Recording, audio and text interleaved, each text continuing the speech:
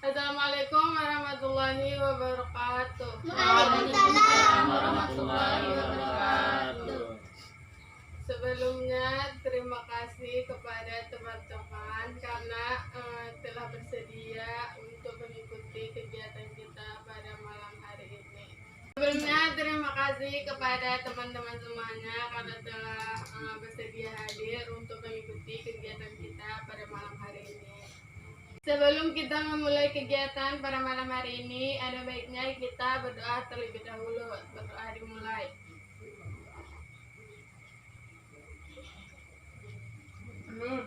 Doa selesai. Sebelum kita memulai kegiatan ini, ada baiknya kita memperkenalkan diri terlebih dahulu. Baiklah, saya akan memperkenalkan diri saya. Perkenalkan, nama saya Indah Yani, sering dipanggil Indah. Saya dari kampus UIN Sumatera Utara, Fakultas Ilmu Tarbiyah dan Keguruan, jurusan Bimbingan dan Konseling Pendidikan Islam. Baiklah, selanjutnya pada teman-teman agar memperkenalkan dirinya. Perkenalkan, nama saya Denny Saputra, saya sering dipanggil Denny, hobi saya bermain badminton. Dan nama saya Wira Adaningsi, disapa dengan Ningsi, hobi saya bersepeda. Perkenalkan, nama saya Smita Lestari, biasa dipanggil Tari, hobi saya bersepeda. Perkenalkan, nama saya Rika Arianti Rambe, sering dipanggil Rika. Hobi saya ya rebahan semalam ya sambil nonton drakor. Perkenalkan, nama saya Rahma Rani, sering dipanggil Rani, hobi saya bernyanyi. Perkenalkan, nama saya Fadila, biasa dipanggil Lila, hobi saya menari. Nama saya Kumalasari, nama panggilan Kamal. Hobi saya belajar, membaca, dan menulis. Terima kasih.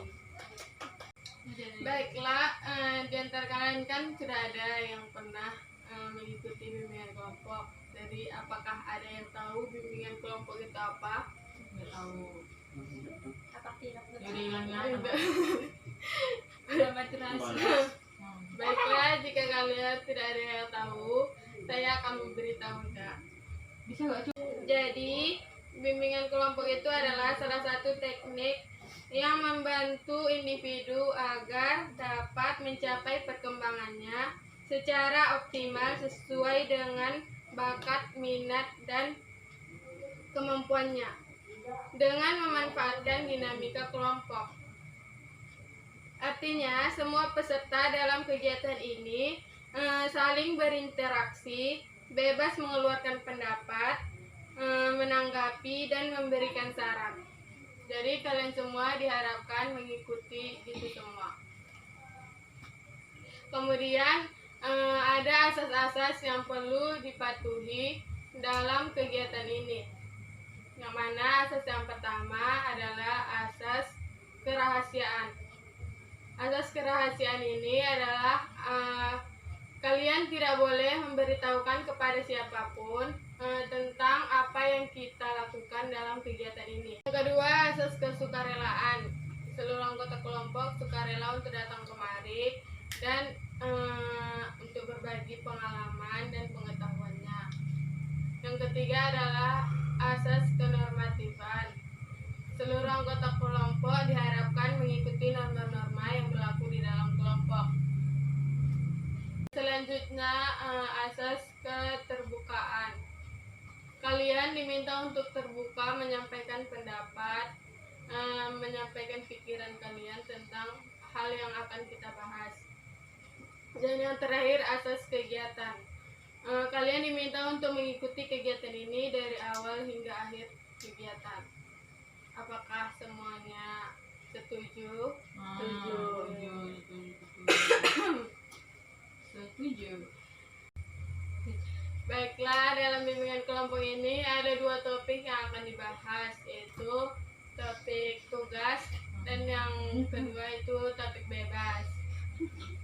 Jadi karena ini bersangkutan dengan tugas kuliah saya, maka kita ambil topik yang pertama saja, yaitu topik tugas. Yaitu topik yang saya sendiri yang menentukannya. Baiklah. Jadi kita akan membahas tentang pemahaman emosi, prasangka, konflik, dan peristiwa yang terjadi di masyarakat, serta pengendalian atau pemecahannya. Baiklah, adakah di antara kalian yang ingin menceritakan tentang bentuk emosi yang pernah kalian rasakan? Semua lah kak. Ya. Marah pernah, Emosi tak sedih pernah, senang pernah. Kalau udah emosi yang terlampau. Kalau Kak Rika kayaknya banyakan ini ya kak, banyakan marah. Apalagi Deh, Pak. banyakan ketawa. Suram gitu. Baiklah, kalian kan sudah tahu itu apa yang dimaksud dengan bentuk-bentuk emosi dan sudah pernah mengalaminya. Baiklah, apakah di antara kalian ada yang tahu apa itu prasangka? Jika tahu, silahkan angkat tangan. Prasangka menurut saya sih ya seperti ibaratkan mendapat firasat gitu, seperti firasat buruk, baik, itu prasangkanya baik. Menurut Kak Deni? Tidak ada menurut saya. Menurut Kak Denny gimana? Nggak tahu. Balik. Prasangka menurut Anda seperti apa? Kaningsi?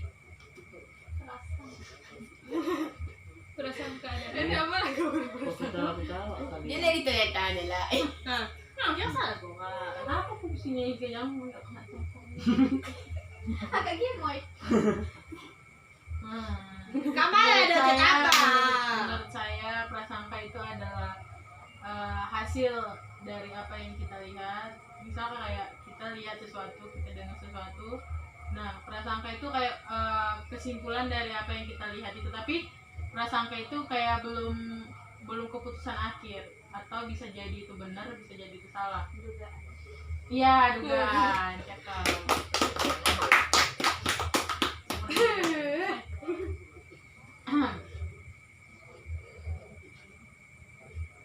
Kemudian, apakah ada yang tahu apa itu konflik? Konflik itu permasalahan. Permasalahan. Kemudian, baiklah, saya akan menjelaskan apa itu emosi. Emosi itu diartikan sebagai reaksi terhadap situasi tertentu yang dilakukan oleh tubuh. Hal yang biasanya memiliki kaitan dengan aktivitas berpikir, yaitu sifat dan intensitas dari emosi yang dikarenakan hasil dari persepsi akan situasi yang terjadi. Berikan contoh. Baiklah, jadi emosi itu adalah reaksi tubuh karena dikarenakan oleh pikiran kita. Jadi ketika kita berpikir tentang suatu hal, maka akan memunculkan suatu emosi, baik itu marah, sedih, bahagia, dan semacamnya. Kalau putus cinta jadi nangis gitu ya Pak? Iya, kalau misalnya dia putus cinta, kan dia sering mikir tuh. Iya. Jadi bisa juga menimbulkan emosi galau.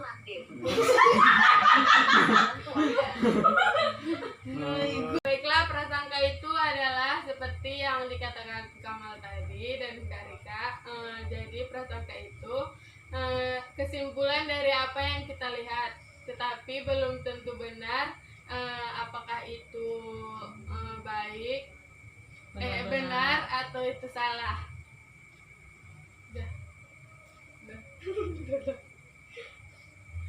Konflik apa? Permasalahan. Konflik adalah masalah seperti yang dibilang Bang Dini. Konflik itu adalah masalah seperti yang dibilang Bang Dendi tadi. Jadi kita di sini akan membahas emosi, prasangka, dan konflik yang terjadi di masyarakat. Kan sering tuh kita di masyarakat ini kan sering tuh kita melihat masyarakat sering tawuran, sering bertumbuk. Ya, ibu ya. Bang, ada tadi. Ibu ya, Go. Ada gue lah. Itu enggak ada. Ya model gue mau ditangin. Apa makanya Itu mau kayak jati-jati jadi Aku lupa. dan emang Ada gangguan ya. konflik ya dalam posnya. Iya permasalahannya. Ayo Jadi itulah yang dinamakan konflik. Tumbuh itu apa? Tumbuh. Tumbuh apa lah? Tumbuh. Berkelahi. kelahiran. Berkelahi tumbuh. Orang Medan ini bahasa. Main tuh. Baiklah, seperti yang terjadi itu adanya tawuran, berkelahi antara. Baiklah, dari yang saya sampaikan tadi, apakah ada yang ingin bertanya? Saya Kak, mau bertanya. Saya ingin bertanya, bagaimana kita dapat mengendalikan emosi yang kuat? Bagaimana cara terbaik untuk bertingkah laku dan mengendalikan emosi kita? Karena saya sering merasakan emosi yang tak terkendali. Itu gimana caranya Kak untuk mengendalikannya? Baiklah.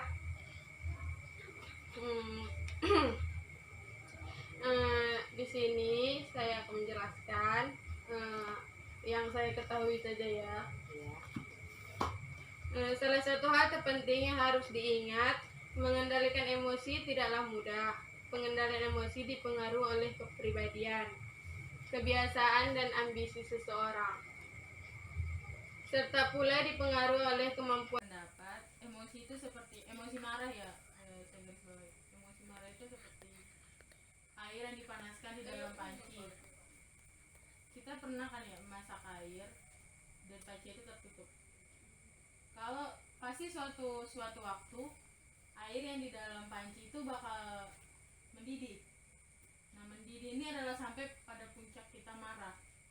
Kalau kita cuma tutup itu panci, itu bakal bisa meledak. Kita biarin aja gitu. Itu bakal meledak dan bisa saja menyakiti semua orang. Sama kayak kita pendam masalah kita pendam rasa marah kita, itu juga suatu waktu bisa membunuh diri kita sendiri. Itu juga tidak baik. Dan yang kedua ada membuka tutup pancinya. Dan ketika marah itu bisa saja melukai diri kita. Kita marah ke semua orang, kita nggak bisa marah cuma sama satu orang, tapi kita lampiaskan marah kita pada apapun, itu juga tidak baik. Itu bakal melukai kita, juga melukai orang lain.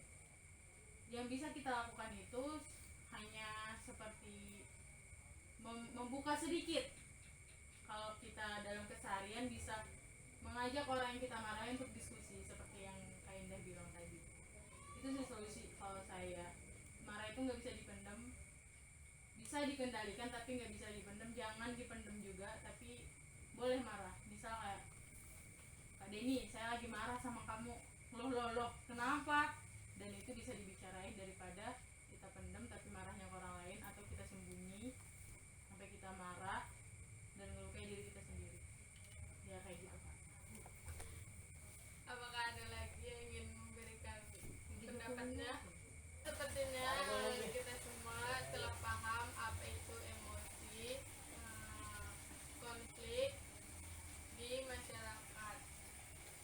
Baiklah, kegiatan kita selanjutnya adalah memberikan komitmen. Apa komitmen kalian tentang yang berkaitan dengan emosi?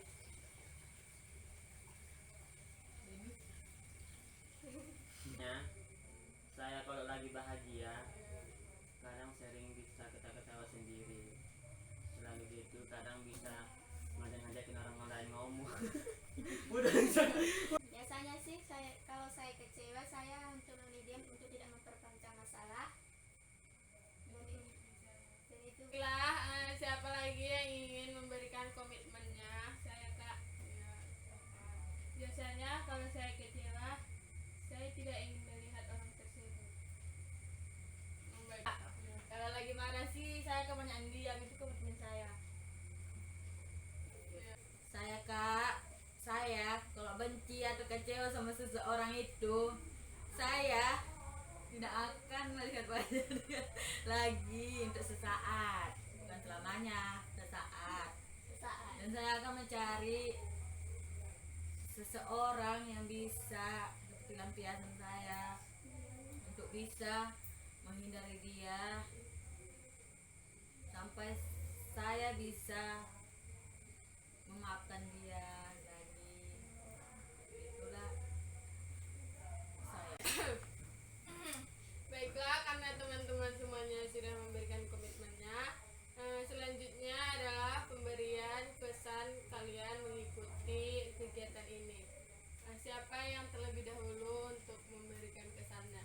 kesan saya sangat senang. Ada lagi? Terima kasih kepada Kak Indah telah mengizinkan saya untuk bergabung di sini. Dengan acara ini saya dapat pengetahuan yang lebih luas masalah apa itu emosi, konflik. Udah itu aja. Oh, dan kok bola. Lanjut. Iya, saya dapat ya. Saya jadi tahu kalau menyebarkan informasi tentang emosi itu juga sangat penting. Saya bisa jamin sih kami semua ini sebenarnya nggak tahu kalau emosi itu ada banyak. Setahu kami emosi cuma satu, lagi marawi, emosian banget sih itu orang. Padahal sedih, kecewa, sakit, hati misalkan, juga senang, bahagia juga, itu juga bagian dari emosi. Terima kasih banyak sih untuk perkumpulan ini. Paling nggak ada berapa orang di sini yang udah yang bisa. Kan dengan berkumpul ini saya bisa dapat berbagi inspirasi dan saya bisa dapat menemukan solusi cara mengendalikan emosi. Kesan saya adalah bisa berbagi ilmu pengetahuan.